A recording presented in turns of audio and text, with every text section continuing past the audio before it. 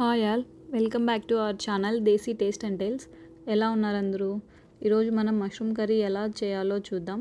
First ingredients వచ్చి mushrooms, onion, tomato, బాదం, కాజు, కొత్తిమీర, సాల్ట్, రెడ్ చిల్లీ పౌడర్, అల్లం వెల్లుల్లి పేస్ట్, ధనియా పౌడర్, కొబ్బరి పొడి.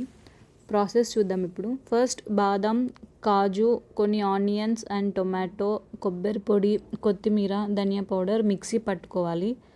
తర్వాత ఒక కడాయిలో ఆయిల్ వేసి జీలకర్ర, ఆవాలు, కరివేపాకు వేయాలి.